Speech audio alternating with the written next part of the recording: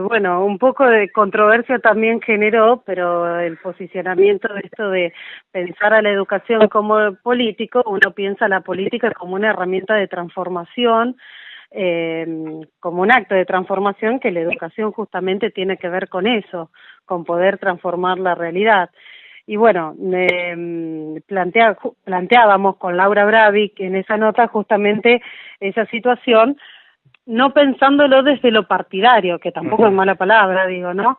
Pero bueno, pensándolo en eso, en que los docentes y las docentes, la práctica que llevamos a diario es una práctica de transformación. Exactamente. Y tiene una connotación ideológica también en lo que hacemos o en lo que creemos que no hacemos. Cuando pensamos que no hacemos política en la escuela, en realidad también la estamos haciendo. Sí, muchas veces interpretamos lo político como una mala palabra, o así nos lo hicieron creer durante mucho tiempo, pero realmente en cualquier acto público que llevemos adelante y en cualquier profesión, la política siempre lo atraviesa, ¿no?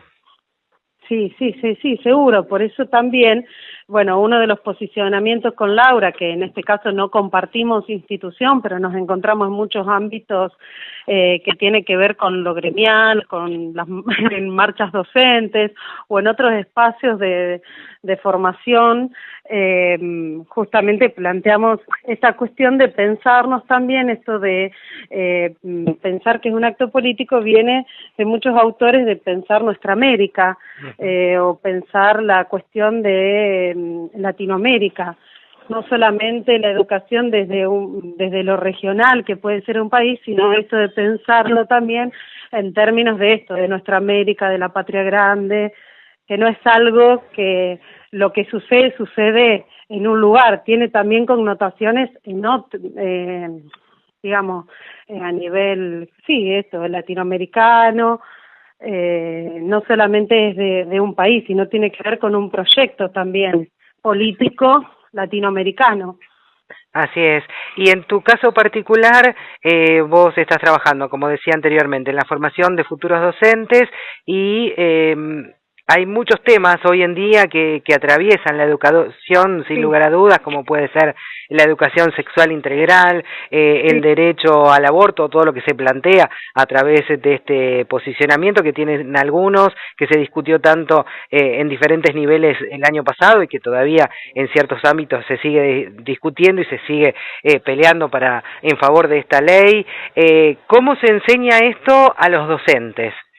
Para que luego sea trasladado al aula y a los chicos en definitiva, ¿no? Sí, yo trabajo en el profesorado de educación primaria y de inicial en el Normal 1 y en la universidad, en la UNR, en la carrera de Ciencias de la Educación, en el núcleo antropológico educativo, en la carrera de Ciencias de la Educación y también en la secundaria.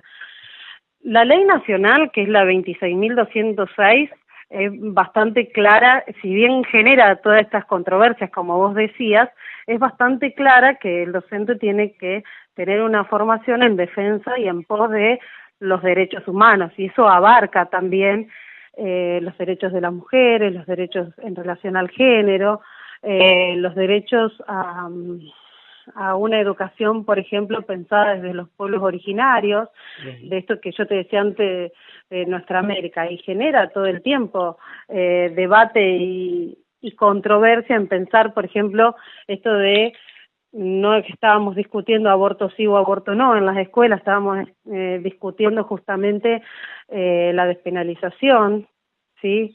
Que tiene justamente una persona gestante si no quiere ser madre, pero también en eso hay la lógica de la campaña es clara y justamente plantea esta cuestión de educación sexual para decidir, anticonceptivos para no abortar, aborto legal y seguro para no morir. Eso es el final, digamos. La Ley Nacional de Educación, la ley de ESI, perdón, es anterior a la Ley Nacional de Educación, entonces la contiene también a la ESI dentro de la ley. Y sí, es todo un posicionamiento político e ideológico también dentro de la escuela, cómo tomar estas cuestiones como contenidos transversales. Digo, los derechos humanos no son solamente pensados desde la historia reciente, también, ¿no? Lo abarca, pero no son pensados solamente desde la última dictadura militar, sino tiene que ver con esto que vos decías, la educación sexual integral.